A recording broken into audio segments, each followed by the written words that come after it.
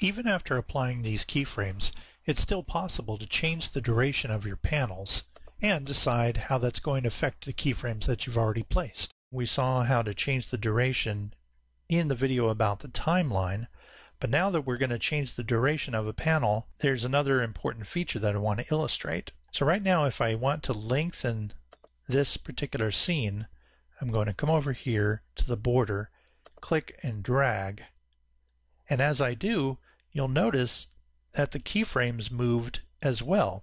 And the reason why is because by the default setting, those keyframes are going to spread out to compensate for the increased length of the scene. So I'm going to press undo, which is Control Z or Command Z, put it back to where it was. And now I'm going to show you that you can alter that. For example, if I just want to increase the ending of this scene, but I don't want to move those keyframes as I do it, I'm going to right click on this keyframe, and then I can go to what's called Keyframes Sync Mode. So right now it's synced up relative to the scene, but right now I don't want it to sync up at all. I just want to press none so that it doesn't move when I increase the duration of the scene. So now I'm going to increase the duration of the scene, and it stretches it out, and it did not move my keyframes.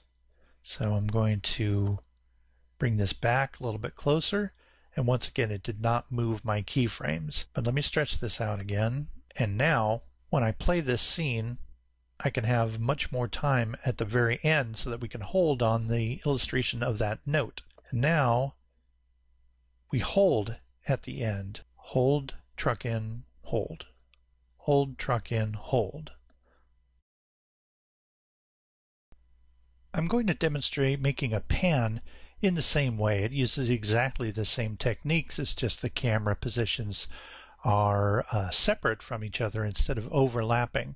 Another reason I want to demonstrate a pan is because we're going to see in an upcoming video how you can achieve a pan effect by animating a layer. And by showing you how to do a pan with a camera, you'll be able to see two different ways of how to do that.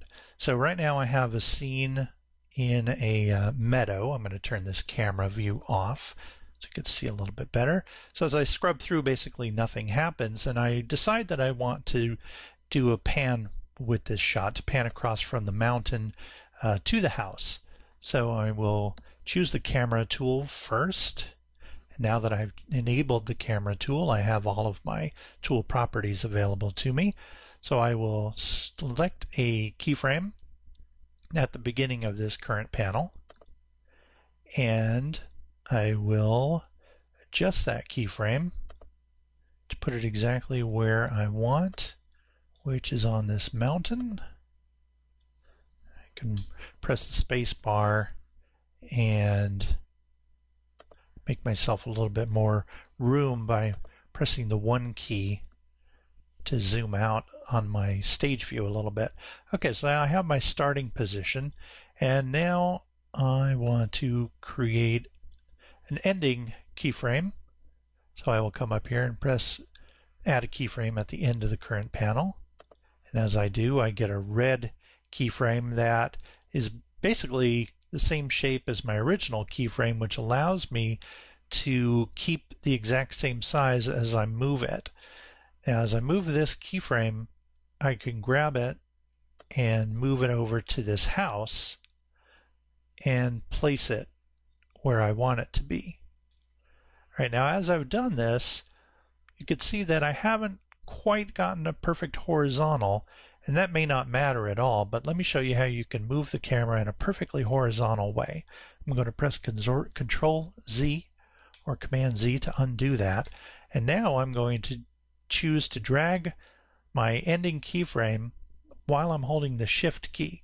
So I'm going to click and drag, and now I'm going to press the Shift key as I move horizontally, and now because I've pressed the Shift key, it helps me keep in exactly the horizontal movement that I want. So I'm going to let go of the Shift key and then stop, and now I have a pan which I can now play using Play Selected. And as I do, you can see the camera moving all the way across the scene. For me to see what it looks like through the camera, I'm going to put the camera mask on and then put the camera view on and then press selected, and then it shows me the scene panning from the mountain to the house.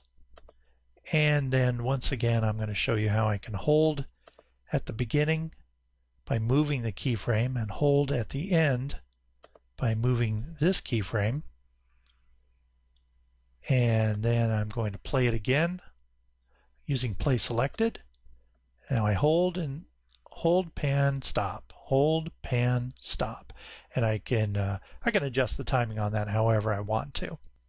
As I increase the duration of this scene, in this particular case, if I right click on the keyframes and I go to keyframe sync mode, I can change this to relative to scene or relative to panels.